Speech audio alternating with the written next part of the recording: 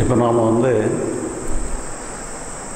நான் யார்ங்கிற ஒரு டாப்பிக்கை நம்ம வந்து கொஞ்சம் டிஸ்கஷனுக்கு எடுத்துக்கிடுவோம். ஆன்மீகத்தை பொறுத்தளவில் செல்ஃப் ரியலைசேஷன் நான்ங்கிறத வந்து ஒரு முக்கியமான ஒரு அம்சமாக எடுத்து எல்லாருமே பேசுகிறாங்க. இப்போ இந்த நான்கிறத பற்றி கூட இப்போ ஐயா கூட கேட்டுக்கிட்டு இருந்தாங்க. அதே மாதிரி நம்ம கொஞ்சம் டிஸ்கஸ் பண்ணணும், அங்கே எங்கேயுமா பண்ணணும். இப்போ இந்த நான்கிறது வந்து இப்போ நமக்கு இப்போ நம்ம நான்னு சொல்லி நம்ம எல்லாருக்குமே நான்கிற உணர்வு எப்பவும் நமக்கு இருந்துகிட்டே தான் இருக்குது. இந்த நான்கிற உணர்வு இல்லாத நேரமே நமக்கு கிடையாது. நம்மளை மறந்து தூங்கும்போது நமக்கு நான்கிறது கிடையாது. அதே மாதிரி நம்ம ஒரு தியானத்தில் நம்மளை மறந்து ஒரு சமாதி நிலைக்கு போயிட்டோம்னு சொன்னால் அந்த நான்கிற உணர்வு நமக்கு கிடையாது. மற்றபடி எப்போவுமே வந்து இந்த நான்கிற உணர்வு நமக்கு இருந்துகிட்டே தான் இருக்குது. இப்போ இதில் வந்து ஒரு நான்கிறத சொல்கிற மாதிரி ஒரு காமன் ஃபேக்டராக எது இருக்குதுன்னு சொல்லி சொன்னால் நம்முடைய தாட், நம்முடைய சிந்தனை. இந்த சிந்தனை இருக்கும் பொழுது தான் அந்த நான்கிற உணர்வே அங்கே இருக்கும். அந்த சிந்தனை இல்லைன்னு சொல்லி சொன்னால் அங்கே நான்கிறதே இருக்காது. அப்போ நம்ம நான்கிறது இருக்குதுன்னு சொன்னாலே அங்கே சிந்தனை இருக்குன்னுட்டு அர்த்தம். அப்போ நான்கிறது இல்லைன்னா சிந்தனை இல்லாமல் போயிடும். இப்போ நம்ம நல்லா தூங்குகிறோம், தூங்கத்தில் ஒரு கனவு வருது. கனவில் வந்து என்னென்னு சொன்னால் அப்பவும் நமக்கு வந்து ஒரு நான்கிற உணர்வு இருந்துகிட்டே இருக்குது. ஏன்னா கனவுங்கிறதே வந்து அது ஒரு வகையான தாட்டு தான். நம்ம தூங்கும்போது நமக்கு ஏற்படக்கூடிய தாட்டை வந்து கனவுன்னு சொல்கிறோம். நம்ம டே டைமில் நம்ம விழிச்சிருக்கும்போது ஏற்படக்கூடிய தாட்டை வந்து நனவுன்னு சொல்கிறோம், அல்லது இது வகையான சிந்தனைன்னு சொல்கிறோம். இப்போ இது எல்லாமே ஒரு வகையான தாட்டு தான். அந்த தாட்டில் வந்து இந்த மாதிரி ஒரு இயக்கம் இருந்துகிட்டே இருக்கு. இப்போ உதாரணமாக ஒரு பிளாக் போர்டு இருக்குது. அந்த பிளாக் போர்டில் வந்து நம்ம கருப்பு மையில் ஏதாவது எழுதுனா நமக்கு தெரியுமா? ஏன்னா அந்த போர்டே பிளாக்கு, அதில் நம்ம எழுதுறதும் கருப்பு மையினால் எழுதுனான்னு சொன்னால் நமக்கு தெரியாது. அப்போ அதில் நம்ம வந்து ஒயிட் சாக் பீஸில் நம்ம எழுதணும்னு சொன்னால் அந்த ஒரு கான்ட்ராஸ்ட் பண்ணி பிளாக்கும் ஒயிட்டும் சேர்ந்து நமக்கு ஒயிட் வந்து தெளிவாக தெரியும். அப்போ என்னென்னு சொன்னால் ஒரு பிரித்து காட்டக்கூடிய ஒரு தன்மை வந்து இருந்தால் தான் நம்ம எதையுமே புரிஞ்சுக்கிட முடியும். இப்போ நமக்கு வந்து ஒரு பிளாக் போர்டில் வந்து ஒயிட் சாக் பீஸில் உங்கள் பேரை எழுதுனீங்கன்னு சொன்னால் அந்த பேர் வந்து அந்த கலரை வச்சு தனித்தன்மையில் பிரித்து காட்டின மாதிரி இருக்கும். உங்கள் பேரை வந்து நீங்கள் பிளாக்கில் வந்து பிளாக் லெட்டர்லேயே நீங்கள் அந்த பிளாக்கில் வந்து நீங்கள் கருப்பு மைலே எழுதிட்டீங்கன்னு சொன்னால் அது தனிப்பட்ட முறையில் தெரியாது. ஒயிட் சாக் பீஸில் எழுதினீங்கன்னு சொன்னால் தனிப்பட்ட முறையில் தெளிவாக தெரியும். அப்போ அந்த பிரித்து காட்டக்கூடிய வேலையை எது பண்ணுதுன்னு சொன்னால் நம்முடைய தாட்டு தான் பண்ணும். அந்த தாட்டு எப்போவுமே என்னன்னு சொல்லி சொன்னால் எதையும் பிரித்து காட்டி தான் பண்ணும். இது இன்னதுன்னு சொல்லி ஒரு டிஃபைன் பண்ணும். பிரித்து காட்டி ஒரு இதை நம்ம டிஃபைன் பண்ணி நம்மளை நான்னு காட்டுது, அடுத்தவங்களுக்கு ஒரு நேம் கொடுத்து காட்டுது, ஒரு மரத்தை மரம்னு காட்டுது, ஒரு மிருகத்தை மிருகம்னு காட்டுது. இந்த மாதிரியெல்லாம் ஒரு பிரித்து காட்டக்கூடிய தன்மையை எது பண்ணுதுன்னு சொன்னால் நம்முடைய தாட்டு தான் பண்ணுது. அப்போ இந்த தாட்டு வந்து பண்ணும்பொழுது தான் பிரித்து காட்டக்கூடிய தன்மையே வருது. அப்போ இதுவும் நம்ம வந்து உதாரணமாக இப்போ நாம் இந்த ரூமில் இருக்கிறோம். இந்த ரூமை விட்டு நம்ம வெளியே வரணும்னு சொல்லி சொன்னால் இந்த ரூம் வேறு, இந்த ரூமில் இருக்கிற நான் வேறேன்னு சொல்லி பிரித்து காட்டினா மட்டும்தான் நாம் வந்து இந்த ரூமோடு நம்ம டீல் பண்ண முடியும். நம்ம முன்னால் நமக்கு சாப்பாடு வச்சான்னு சொன்னால் நான் வேறு, அந்த சாப்பாடு வேறேன்னு சொல்லி நம்ம பிரித்து பார்த்தா தான் நம்ம அந்த சாப்பாடை சாப்பிட முடியும். அப்போ வந்து அந்த பிரித்து பார்க்குற அவசியம் வந்து நமக்கு தேவைப்படும். இப்போ பிரித்து பார்க்கும்போது என்னென்னு சொன்னால் நம்மளை நான்னு சொல்லி நம்ம பிரித்து தான் ஆகணும். நம்மளை நான்னு பிரித்தா தான் நமக்கு அந்நியமானது ஒன்று, நமக்கு வேறுபட்டது ஒன்றுங்கிறது நமக்கு தெரியும். அப்போ நம்முடைய செயல்களுக்கு எல்லாத்துக்குமே இந்த நான்ங்கிறது வந்து நம்முடைய தாட்டு வந்து ஒரு பிரித்து காட்டுறது மூலமாக நம்மளை நான்னு சொல்லி நம்மளை காட்டும். இப்போ அந்த தாட்டே நமக்கு காட்டல, தாட்டினுடைய உதவியே இல்லாத நிலையில், தாட்டே இல்லாத நிலையில் நான்னு சொல்லி ஏதாவது இருக்கா? தாட்டே இல்லை, நான்கிறது இருக்குமா? இப்போ நமக்கு வந்து நான் இல்லைங்கிறோம். பட் இருந்தாலும் என்னன்னு சொல்லி சொன்னால் நமக்கு வந்து இந்த தாட்டுங்கிறது நம்ம வந்து நம்மளை பற்றி நம்ம பார்த்தோன்னு சொன்னால் பிரித்து காட்டி பார்க்குறோம். பார்க்கும் பொழுது நம்ம எதை பார்க்குறோம்? இப்போ உதாரணமாக ஒருத்தரை பார்த்து இவர் இன்னார்னு சொல்கிறோம், நம்மளை பார்த்து நான்னு சொல்கிறோம். இப்போ ஒருத்தரை பார்த்து இவர் இன்னார்னு சொல்லும் பொழுது ஒருத்தருக்கு பேரை கொடுத்து இன்னார்னு சொல்கிறதுக்கு ஒருத்தர் அங்கே இருக்கார். அதே மாதிரி நம்மளை பார்த்து நான்னு சொல்கிறதுக்கு அங்கே ஏதாவது ஒரு பொருள் இருக்கா? எதையாவது ஒன்றை பார்த்து நம்மளை நான்னு நம்ம சொல்கிறோமா இன்னும் சொல்லி பார்த்தோன்னு சொன்னால் நமக்குன்னு சொல்லி ஒரு கான்சியஸ்னஸ்ன்னு சொல்கிறோம். நம்மளுடைய இயல்பான தன்மையை ஒரு உணரக்கூடிய தன்மை, ஒரு உணர்வுன்னு சொல்கிறோம். இப்போ இதெல்லாம் எப்போ ஏற்படுதுன்னு சொல்லி சொன்னால் இந்த மனதினுடைய இயற்கையை என்னன்னு சொன்னால் ஏதாவது ஒரு உணர்வாக செயல்பட்டுக்கிட்டே இருக்குது. அப்போ அவர் ஏதாவது ஒரு உணர்வாக செயல்படும் பொழுது அது தன்னுடைய இருப்புத்தன்மையை காட்டுற மாதிரி செயல்படுது. அந்த இருப்புத்தன்மை காட்டுற மாதிரி செயல்படும் பொழுது அந்த இருப்புத்தன்மைக்கு நம்முடைய தாட்டை அந்த இருப்புத்தன்மைக்கு ஒரு பெயர் கொடுத்துக்கிடுது. அப்போ அந்த இருப்புத்தன்மை காட்டுற மாதிரி அது செயல்படணும்னு சொன்னால் அந்த தாட்டு கூட அதை தனியாக நான்னு சொல்லாது. அப்போ நான்னு சொல்லி இந்த தாட்டை நம்மளை சொல்லுதுன்னு சொல்லி சொன்னால் நம்முடைய நான்னு சொல்கிற மாதிரி ஒரு தன்மையை நமக்குன்னு சொல்லி ஒரு ஃபீலிங் இருக்குது, நமக்குன்னு சொல்லி ஒரு உணர்வு இருக்குது, உணர்ச்சி இருக்குதுன்னு சொல்கிற மாதிரி ஏதோ ஒரு தன்மையை அது காட்டும். இப்போ அதே நேரத்தில் இப்போ இந்த தாட்டே இல்லாத நிலையில் இந்த மாதிரி ஒரு உணர்ச்சி தனிப்பட்ட முறையில் இருக்குமா? நான்னு சொல்கிற மாதிரி ஒரு உணர்ச்சி இருக்குமா? இந்த தாட்டே காட்டலைனாலும் கூட இப்போ நம்ம தாட்டு ஒருத்தரை காட்டலைங்கிறக்க ஒருத்தர் இல்லாமல் போகிறதில்ல. யாரோ ஒருத்தர் இருக்கிறாரு, அவர் நம்ம தாட்டு காட்டுனதுனால நம்ம பார்க்குறோம். தாட்டு காட்டலைங்கிறக்க அவர் இல்லாமல் போயிடுறதுங்கிறது கிடையாது. அதே மாதிரி சொன்னால் நம்மளை பற்றி நம்ம தாட்டு காட்டலைங்கிறதுக்காக நான் இங்கே இல்லாமல் போகிறதில்ல. அப்போ நான்கிற ஒரு அம்சம் நமக்குள்ளே இருக்குது. அப்போ அந்த நான்கிற உள்ள அம்சம் நம்மளோட உண்மையான தன்மை என்ன, அந்த உண்மையான தன்மை எப்படி இருக்குது, இதுதான் என்னென்னு சொல்லி சொன்னால் நம்முடைய பிரக்ஞைன்னு சொல்கிறாங்க, நம்முடைய கான்சியஸ்னஸ்ன்னு சொல்கிறாங்க. ஆனால் அந்த கான்சியஸ்னஸ்ங்கிறது அது அதன் அளவில் எப்படி இருக்குதுன்னு சொல்லி சொன்னால் அது அதன் அளவில் அது உணர்வோடு இருந்தாலுமே கூட அது உணர்வற்ற தன்மையில் தான் இருக்குது. ஏன்னா அது இப்போ நமக்கு தெரிஞ்சது எல்லாமே அது எதையாவது ஒரு எக்ஸ்ப்ரெஷனுக்கு வரும்பொழுது தான் நமக்கு தெரியும்.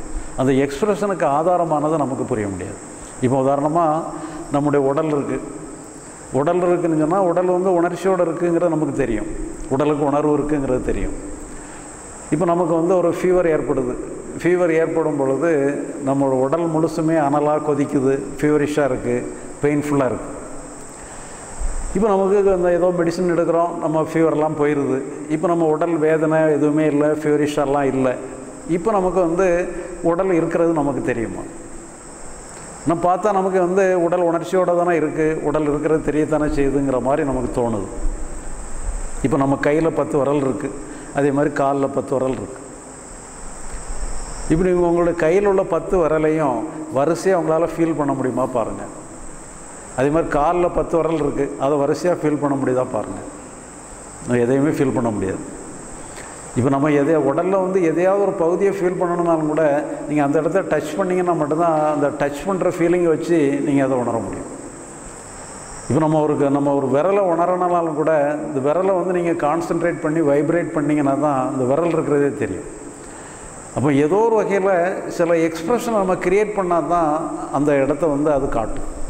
மற்றபடி எக்ஸ்ப்ரெஷன் ஆகலைன்னு சொன்னால் அந்த எக்ஸ்ப்ரெஷனுக்கு காரணமானது அது ஜடமாக இல்லை, எப்போ உணர்ச்சியோடு தான் இருக்குது. ஆனால் அது தன்னை காட்டிக்கிட்டதே இல்லை. இப்போ நம்ம நாக்கு இருக்குது, நாக்கில் 6 சுவையையும் நாம் தெரிஞ்சுக்கிடுறோம்.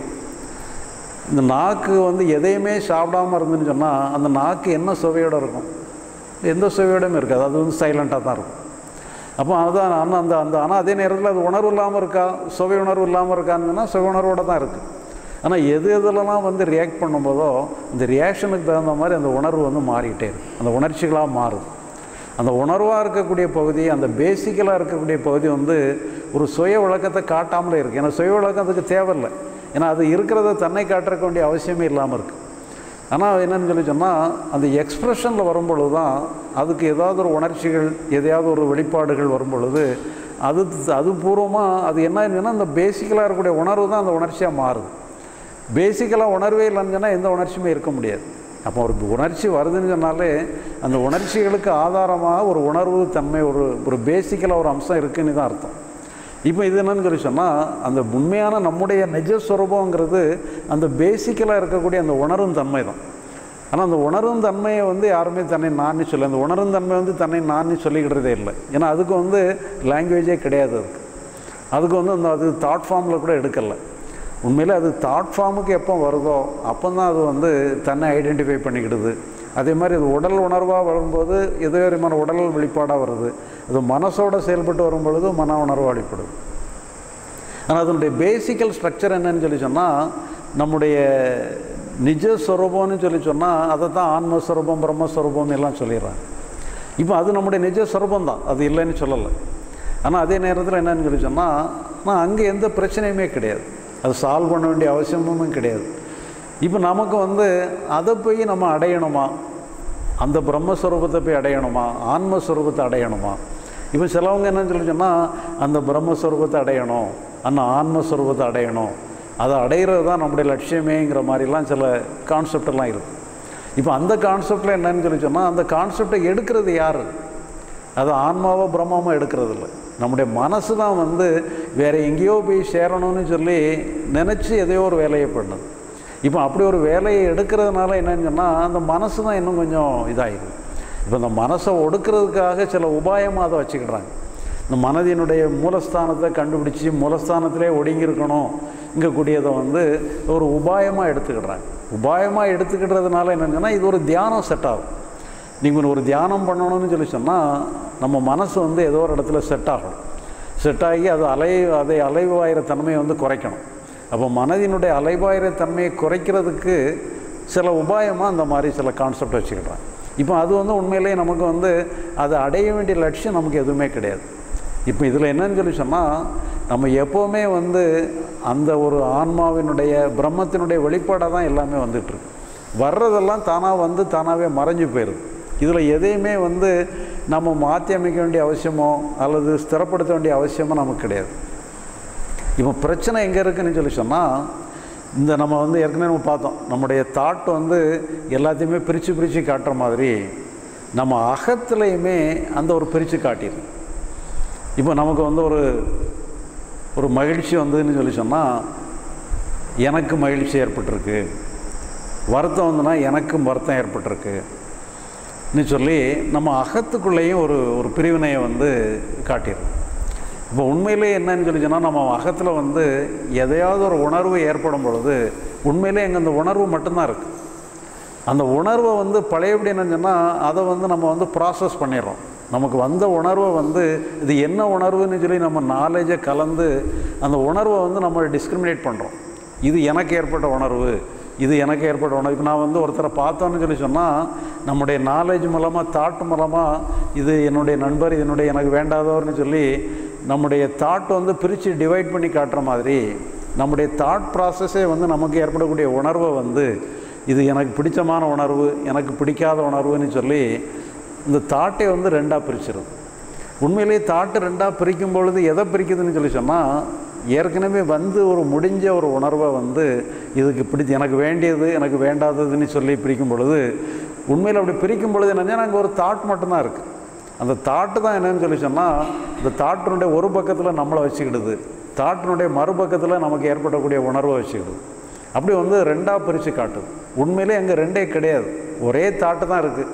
அந்த ஒரே தாட்டு வந்து தன்னையே ரெண்டாக பிரிச்சுக்கிட்டு தன்னுடைய ஒரு பகுதி வந்து நம்முடைய அனுபவம் மாதிரியும் அதனுடைய அந்த தாட்டினுடைய இன்னொரு பகுதியில் நாம் அனுபவிப்போங்கிற மாதிரி நம்மளையும் இப்படி ரெண்டு பகுதியாக பிரித்து காட்டுது.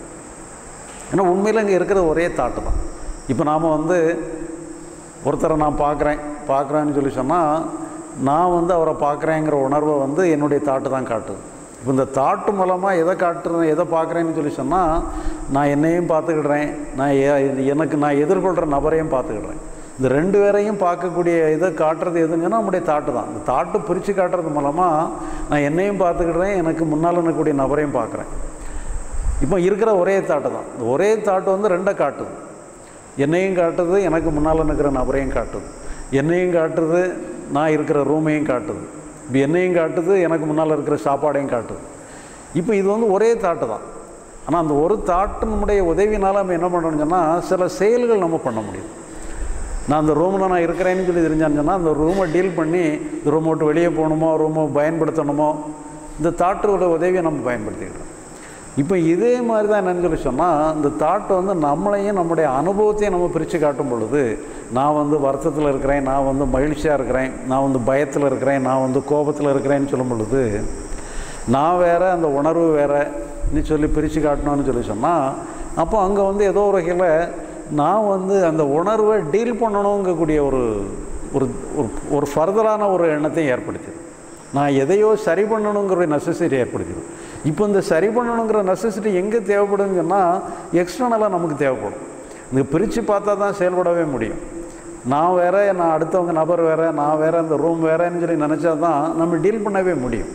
ஆனால் இது வந்து இந்த செயல்களுக்கு கண்டிப்பாக பிரித்து பார்த்தா தான் முடியும். பிரித்து பார்க்கலன்னா செயல்படவே முடியாது.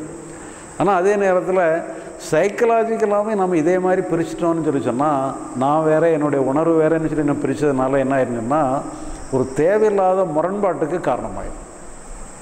உண்மையிலே அங்கே ஒரே ஒரு தாட்டு தான் செயல்பட்டுருக்கு. அதுவே வந்து தன்னைத்தானே ரெண்டு துண்டாக பிரிச்சுக்கிட்டு தனக்கு தானே தான் வந்து தன்னுடைய ஒரு பகுதியை வந்து தன்னுடைய இன்னொரு பகுதியை சரி பண்ணணுங்கிற முயற்சி பண்ணுது. இப்போ நாம் வந்து நம்முடைய முதுகை பார்க்கணுன்னு சொல்லி நினைக்கிறோன்னு வச்சுடுங்க. கண்ணாடியில் பார்க்குறத விட்டுட்டு நாம் நேரடியாக நம்ம முகத்தாலேயே நம்ம முதுகை பார்க்கணுன்னு சொல்லி நம்ம தலையை எவ்வளோ தான் திருப்பினாலும் நாம் எவ்வளோ தான் ரொட்டேட் பண்ணாலும் நம்முடைய முதுகை பார்க்கவே முடியாது. இப்போ இதே மாதிரி தான் என்ன சொல்லி சொன்னால் நம்முடைய தாட்டை வந்து அதனுடைய ஒரு பகுதி வந்து இன்னொரு பகுதியை சீரமைச்சு ஒரு பகுதி வந்து இன்னொரு பகுதியை கண்ட்ரோலுக்குள்ளே எடுக்கணும்னு சொல்லி சொன்னால் இந்த மாதிரி தான் நமக்கு நாமளே முரண்பட்டு நமக்கு நாமளே போராடுற மாதிரி தான். அதனால் தாட்டுங்கிறது வந்து அந்த அகத்தை பொறுத்தளவில் நான் சொல்லி ஒரு பகுதியை நமக்கு காட்டுறதுங்கிறது ஏதோ ஒரு அனுபவத்தினுடைய அனுபவிப்போங்கிற மாதிரி ஒரு ஸ்டேட்டஸில் நம்மளை காட்டிடும். ஏதோ ஒரு அனுபவம் நமக்கு ஒவ்வொரு கணந்தோறும் ஏதாவது ஒரு அனுபவம் ஏற்பட்டுகிட்டே இருக்கும். அந்த அனுபவத்தை நம்ம வந்து தாட்டு மூலமாக பார்க்கும் பொழுது அந்த அனுபவத்துக்கு சொந்தமான ஒரு அனுபவிப்பனாக நம்மளை காட்டிகிட்டே இருக்கும். இப்போ இது என்னன்னு சொன்னால் அந்த தாட்டினுடைய வேலையே அதுதான். அப்போ அந்த தாட்டினுடைய வேலையை அப்படி பண்ணும் பொழுது அது ஒரு தேவையில்லாத முரண்பாட்டுக்கும் காரணமாயிடும். இப்போ இதில் வந்து நாம் இது என்ன தெரிஞ்சுக்கிட்டதுன்னு சொல்லி சொன்னால் இப்போ இதுலேயுமே என்ன சொன்னால் இதை நம்ம வந்து ஒரு அறிவுபூர்வமாக புரிஞ்சுக்கிட்டா போதும். இதில் என்ன பிரச்சனை இருக்குது, என்ன தப்பு நடந்துகிட்டு இருக்குங்கிறது தெரிஞ்சுக்கிட்டா போதும்.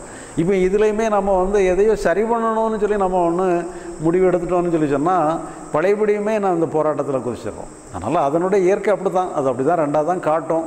தாட்டினுடைய இயற்கை வந்து ரெண்டாக காட்டுற மாதிரி ரெண்டாக தான் காட்டுது. ரெண்டாக காட்டுறதுனால அங்கே நம்ம சண்டை போட்டு சரி பண்ண வேண்டிய அவசியம் இல்லை. அது வந்து ஒரு தோற்றம் அப்படி இருக்குங்கிறத மட்டும் புரிஞ்சுக்கிட்டோம்னு சொல்லி சொன்னால் நமக்கு அங்கே ஒன்றும் சரி பண்ணுறதுக்கு ஒன்றும் அவசியமே இல்லை.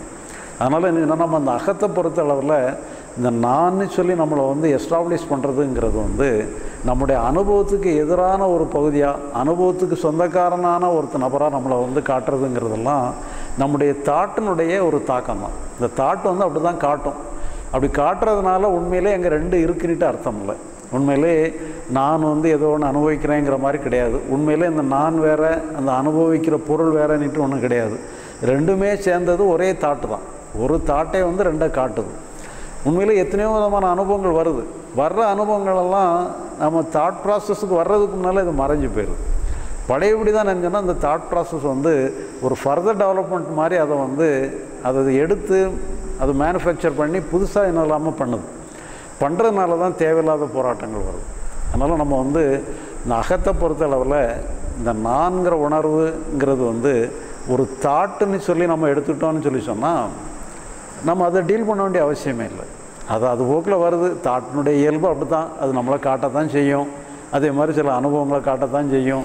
அந்த அனுபவங்களை சீரமைக்கிறது வேலையும் பார்க்கத்தான் செய்யுங்கிற மாதிரி அந்த தாட் வந்து எப்படி தான் செயல்படுது, என்ன தான் பண்ணுதுங்கிறத நம்ம தெரிஞ்சுக்கிடுறோம்னு சொல்லி சொன்னால் இப்போ இதுதான் நம்முடைய அகத்தை பொறுத்தளவில் நம்முடைய செயல்பாடு இப்படி தான் இருக்குது. இப்போ உண்மையான நான்கிறது அந்த பிரம்மத்தை குறிக்குது, ஆன்மாவை குறிக்குதுங்கிறதெல்லாம் அது ஒரையான கான்செப்ட். அந்த மாதிரி கான்செப்டுமே கூட நமக்கு வந்து எதுக்கு உதவி பண்ணுதுன்னு சொன்னால் அது நான் எதுலேயுமே என்னன்னு சொல்லி சொன்னால் உண்மையிலே இந்த தாட்டை கடந்த ஒரு அம்சம்தான் நம்முடைய எக்ஸ்ப்ரெஷனுக்கும் ஆதாரமான அம்சம்தான் அந்த நம்முடைய நிஜஸ்வரூபங்கிறத நம்ம தெரிஞ்சுக்கிடலாம். ஆனால் தெரிஞ்சுக்கிடுறதுனால நமக்கு என்ன லாபம்? இப்போ நமக்கு நம்முடைய பேசிக்கல் நேச்சர் வந்து அந்த ஆன்மஸ்வரூபந்தான் ங்கிறது நம்ம தெரிஞ்சுக்கிட்டதுனால நமக்கு என்ன லாபம்னு சொல்லி சொன்னால் அப்போ அதனுடைய மற்ற வெளிப்பாடுகளெல்லாம் அதுக்கு ஒரு இம்பார்ட்டன்ஸ் கொடுக்க வேண்டியதில்லைங்கிறது தான் அதனுடைய உண்மையான ஒரு எண்ணம் புரிஞ்சுக்கிட்டோம்னு சொன்னால், உண்மையிலேயே நிஜஸ்வரூபம் நம்முடைய ஸ்வரூபம் ஆன்மஸ்வரூபம் தான், நிஜஸ்வரூபம் பிரம்மஸ்வரூபம் தான் சொல்லி சொன்னால் இந்த எக்ஸ்பிரஷனுக்கு நம்ம மைண்ட் பண்ண வேண்டிய அவசியம் இல்லை. இந்த எக்ஸ்பிரஷனை வந்து ஈஸியாக எடுத்துக்கிடணும். அதனால் என்னென்னு சொல்லி சொன்னால், அந்த மாதிரியே எடுத்துக்கிட்டாலுமே கூட அதை நம்ம வந்து பாசிட்டிவாக நம்ம பயன்படுத்திக்கிட்டோம்னு சொன்னால் அதையுமே கூட நம்ம உதவியாக நம்ம வச்சுக்கிடலாம். இப்போ நம்ம சாஸ்திரங்கள் வந்து அப்படி தான் சொல்கிறதுக்கு முயற்சி பண்ணுது. நம்முடைய நிஜஸ்வரூபங்கிறது ஆன்மஸ்வரூபம். அந்த ஆன்மஸ்வரூபத்துக்கு வந்து எந்த விதமான பிரச்சனையுமே கிடையாது, அது வந்து எல்லா பிரச்சனைகளிலிருந்து விடுபட்ட ஒரு அம்சம் சொல்லுது. உண்மையிலே நம்முடைய பிரஜை, நம்முடைய கான்சியஸ்னஸ்ங்கிறது வந்து அதுக்கு பிரச்சனையே கிடையாது. அதனுடைய வெளிப்பாடாக வரக்கூடிய தாட் ப்ராசஸில் தான் பிரச்சனையே வருது. அப்போ இந்த தாட் ப்ராசஸுமே வந்து என்னென்னு சொன்னால், அந்த தாட் ப்ராசஸுக்கு இம்பார்ட்டன்ஸ் கொடுக்க வேண்டிய அவசியமே இல்லை. அந்த தாட் ப்ராசஸ் வந்து சைக்கலாஜிக்கலாக மட்டும் இருக்கும் பொழுது அதுக்கு நம்ம எந்த இம்பார்ட்டன்ஸ் கொடுக்க வேண்டியதில்லை. அதை எடுத்துக்கிட வேண்டிய, அதை அப்படியே தாட் ப்ராசஸ்னு சொல்லி எடுத்துகிட்டு விட்டுட்டாலே போதும். ஆனால் அந்த தாட் ப்ராசஸுக்கு எங்கே வேலை இருக்குதுன்னு சொன்னால், எக்ஸ்டர்னலாக நம்ம செய்யக்கூடிய செயல்களில் தான் தாட்டினுடைய உதவி இல்லாமல் எந்த செயலுமே பண்ண முடியாது. அப்போ தாட்டினுடைய உதவி வந்து எக்ஸ்டர்னல் வேர்ல்டுக்கு நமக்கு தேவைப்படுது. நம்ம செய்ய வேண்டிய பணிகளுக்கு நம்ம தாட் ப்ராசஸ் தேவைப்படுது. அப்போ அங்கே வந்து நம்ம தாட் ப்ராசஸை நம்ம பயன்படுத்திக்கிடலாம். அங்கே நம்ம பிரித்து பார்க்குறது கூட அவசியம்தான். அகத்தை பொறுத்தளவில் நான் வேறு, அது வேறு, இது வேறேன்னு சொல்லி நம்ம பிரித்தாலும் கூட அதனால் எந்த லாபமே இல்லை. அதனால் அந்த பிரித்தாலும் ஒன்று தான், பிரிக்காமல் இருந்தாலும் ஒன்று தான். மொத்தத்தில் வந்து அகத்தை பொறுத்தளவில் தாட் ப்ராசஸ்ங்கிறது வந்து தேவையே இல்லாத ஒன்றுங்கிற மாதிரி, அது ஒரு நிழலுங்கிற மாதிரி எடுத்துக்கணும். இப்போ உதாரணமாக நாம் ஒரு கனவு காண்றோம். கனவு காண்றோன்னு சொல்லி சொன்னால், கனவுல நமக்கு என்ன தெரியும்? இப்போ நம்ம வந்து ஒரு பெட்டில் படுத்துருக்குறோம். நம்மளை சுற்றி வந்து இங்கே யாருமே கிடையாது, நாம் மட்டும்தான் தனியாக படுத்துருக்குறோம், யாருமே நம்மளை சுற்றி இல்லை. ஆனால் நம்ம கனவுல என்ன கண்டுக்கிட்டு இருப்போம்னு சொன்னால், நம்ம நிறைய நபர்களுக்கு மத்தியில் உட்காந்து நம்ம நண்பர்களோடு உட்காந்து பேசிகிட்டு இருக்கிற மாதிரி கூட நம்ம கனவு காணும். உண்மையில் நம்மளை சுற்றி நிறையா இருக்கிற மாதிரி நம்ம கனவு காணும். ஆனால் உண்மையில் நமக்கு எது தெரியுதுன்னு சொல்லி சொன்னால், நம்ம உண்மையிலேயே நம்மளை சுற்றி இருக்கிறது நமக்கு தெரியல. நம்ம கனவில் நம்ம எதை பார்க்குறோமோ அது மட்டும் தான் நமக்கு உண்மையாக தருது. நனவில் தெரிகிறதெல்லாம் நம்ம நனவுங்கிறதே நமக்கு கிடையாதுங்க. கனவை பொறுத்த அளவில் உண்மையிலேயே நமக்கு சுற்றி என்ன இருக்குங்கிறதே நமக்கு தெரியாது. அந்த சிந்தனை எதை காட்டுதோ, சிந்தனை என்னங்கன்னா கனவாக இருக்குது. அந்த கனவு வந்து என்ன காட்டுதோ அது மட்டும்தான் நமக்கு உண்மையாக இருக்குது. உண்மையிலேயே நமக்கு நம்மளை சுற்றி என்ன இருக்குதுன்னு சொன்னால், நம்மளை சுற்றி யாருமே கிடையாது. நம்ம சுற்றி டேபிள் இருக்கும், சேர் இருக்கும், வேறு ஏதாவது செல்ஃப் இருக்கும், இந்த மாதிரி தான் நம்மளை சுற்றி இருக்குது. நாம் ஒரு பெட்டில் இருக்கிறோம், அவ்வளோதான். ஃபேன் ஓடிட்டு இருக்குது, இவ்வளோதான் நமக்கு தெரியும். இதுதான் உண்மையில் இருக்குது. உண்மையில் நம்மளை சுற்றி யாருமே, அது நிதர்சனமான உண்மை அதுதான். ஆனால் நம்முடைய கனவு எதை காட்டுதுன்னு சொன்னால், நம்மளை சுற்றி நிறையா நபர்கள் இருக்கிற மாதிரியும், நாம் ஏதோ ஒரு மலைப்பிரதேசத்தில் உட்காந்துட்டு இருக்கிற மாதிரியும் அப்படி கூட காட்டலாம். அல்லது வெளிநாட்டில் எங்கேயோ இருக்கிற மாதிரி கூட காட்டலாம். அப்போ நம்ம கனவு வந்து நம்முடைய சிந்தனை வந்து எதை காட்டுதோ அது மட்டும்தான் நமக்கு தெரியும். இப்போ அதே மாதிரி நம்ம நனவு நிலையில் நம்ம என்ன பண்ணுறோம்னு சொல்லி சொன்னால், இப்போ நனவு நிலை, இப்போ நாம் இங்கே உட்காந்துக்கிட்டு இருக்கிறோம். இப்போ உண்மையிலே என்னென்னு சொல்லி சொன்னால், நிறைய நபர்களோடு இருக்கிறோம். உண்மையிலே ஒரு நிகழ்ச்சியெல்லாம் நடந்துக்கிட்டு இருக்குது. இப்போ இதே நேரத்தில் உங்களுடைய சிந்தனையில் வந்து எதை காட்டுதோ அது மட்டும்தான் தெரியும். இப்போ உதாரணமாக நம்ம வந்து ஒரு ரோட்டில் போயிட்டுருக்குறோம். நிறைய நபர்கள்லாம் கிராஸ் பண்ணி போகிறாங்க, வராங்க. அப்போ ஒருத்தர் வந்து கேட்குறாரு, இப்போ உங்களுக்கு முன்னால் ஒரு 10 நிமிஷத்துக்கு முன்னால் ஒரு சிவப்பு சட்டை போட்டுக்கிட்டு யாராவது ஒருத்தர் போனாரான்னு சொல்லி உங்கள்கிட்ட ஒருத்தர் கேட்குறாரு. நீங்கள் அவரை கிராஸ் பண்ணி தான் போயிருக்கணும். ஒருத்தர் கிராஸ் பண்ணி போயிருந்தாருன்னு சொன்னால் நீங்கள் அவரை கவனிச்சிருக்கணும். நீங்கள் பார்த்துக்கிட்டு தான் போகிறீங்க, கண்ணை மூடிட்டுலாம் போகலை. அப்போ தான் ஒருத்தர் வந்து கேட்குறாரு, சிவப்பு சட்டை போட்டுட்டு உங்களை யாராவது கிராஸ் பண்ணி போனாரான்னு கேட்குறாரு. இப்போ நீங்கள் என்ன நினைக்கிறீங்கன்னு சொன்னால், நீங்கள் ஏதாவது ஒரு வேலையில் நீங்கள் வீட்டுக்கு போய் ஒரு அவசரமான வேலையை செயல்படணும்னு சொல்லி உங்கள் சிந்தனையெல்லாம் அந்த வீட்டிலே இருக்குது. அப்போ உங்களுக்கு என்னென்னு சொன்னால், உங்கள் முன்னால் எத்தனை பேர் எதிர்பட்டாலும் உங்களுக்கு சிந்தனை வந்து எதை காட்டுதோ அதுதான் உங்களுக்கு பிரதானமாக தருது. மற்றதெல்லாம் வந்து பார்த்தாலும் உங்கள் மனசில் பதிகிறதில்ல, மனசில் ரெக்கார்டிங்க்கு வர்றதில்லை. அப்போ மனசில் வந்து எதுன்னு சொன்னால், நீங்கள் எதில் ஈடுபாடாக இருக்கிறீங்களோ அதுதான் உங்களுக்கு தெரியுது. இப்போ அதே மாதிரி என்னன்னு சொல்லி சொன்னால், நீங்கள் ஒருத்தர் வந்து ஒரு நண்பரை தேடி ஒரு கூட்டத்தில் போகிறீங்க. கூட்டத்தில் போகும்போது அப்போ அவர் வந்து ஐடென்டிஃபை பண்ணுறதுக்கு நான் வந்து ஒரு ப்ளூ கலரில் ஒரு சட்டை போட்டு வந்திருக்கிறேன், வர்றேன்னுட்டு சொல்லியிருக்காரு. அதனால் என்னென்னு சொன்னால், அந்த கூட்டத்தில் என்னென்னு சொன்னால் உங்கள் கண்ணு வந்து ப்ளூ கலரை தான் தேடிட்டு இருக்கும். இப்போ யாராவது வந்து சிவப்பு கலர் சட்டை போட்டுட்டு யாராவது போனாரான்னு கேட்டான்னா உங்களுக்கு கவனம் இருக்காது. ஏன்னா உங்களுக்கு வந்து ரெக்கார்டிங்ஸ் ஆகாது. உங்களை எத்தனை பேர் கிராஸ் பண்ணாலும் உங்களுக்கு எதில் நீங்கள் ஆப்சர்வேஷன் எதில் நீங்கள் ஃபிக்ஸ் பண்ணுறீங்களோ அதில் தான் உங்கள் கவனம் இருக்கும். அதே மாதிரி என்னென்னு சொல்லி இப்போ கனவுல என்னென்னு சொல்லி சொன்னால் நம்முடைய சிந்தனை எதை காட்டுதோ அது மட்டும்தான் நமக்கு தெரியும்.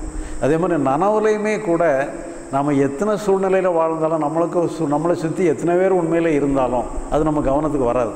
நம்ம மனசு எதை காட்டுதோ நம்முடைய சிந்தனை எதை காட்டுதோ அது மட்டும்தான் தெரியும். உண்மையிலேயே நம்ம நனவில் வந்து ஒரு ஆப்ஷன் இருக்குது. நம்ம வந்து இஷ்டப்பட்டால் நம்ம வந்து ஒரு இடத்துல இருக்கலாம், இல்லாமல் போயிடலாம்.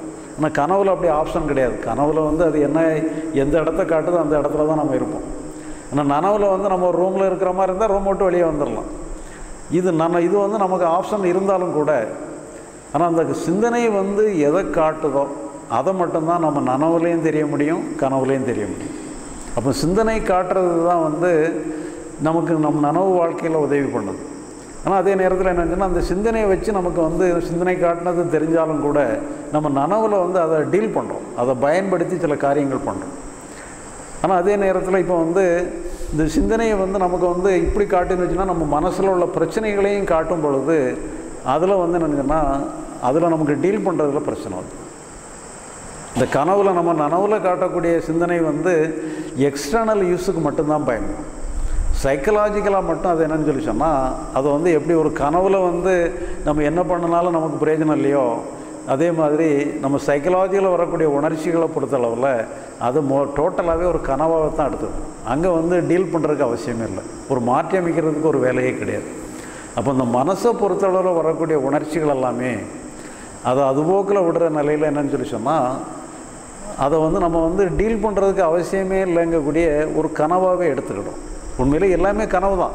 இப்போ நனவில் ஏற்படக்கூடிய ஒரு நிகழ்வும் கனவு தான், கனவாக இருக்கிறதும் கனவு தான், எல்லாமே தாட் ப்ராசஸ் தான்.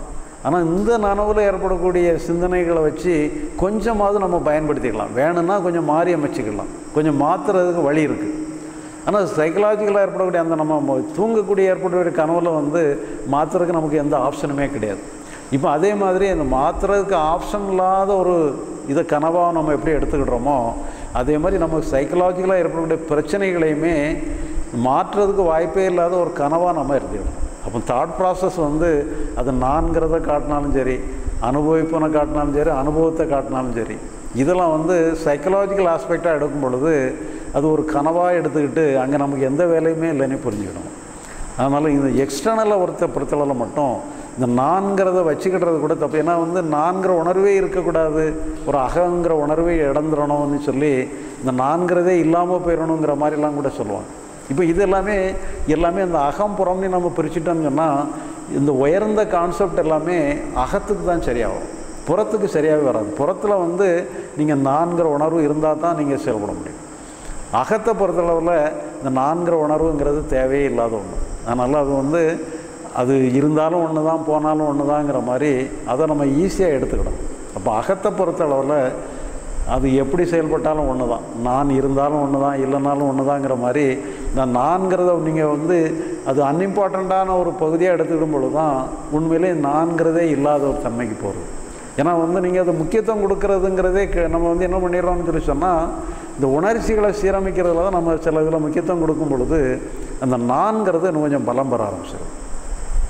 நீங்கள் எந்த அளவுக்கு அதில் வந்து விடுபடணும்னு நினைக்கும் பொழுதோ அப்போ நான் வேறு என்னுடைய அனுபவம் வேறேன்னு சொல்லி பிரிக்கும் பொழுது இந்த நான்கிற பகுதி வந்து பலம் பெற ஆரம்பிச்சிடும்.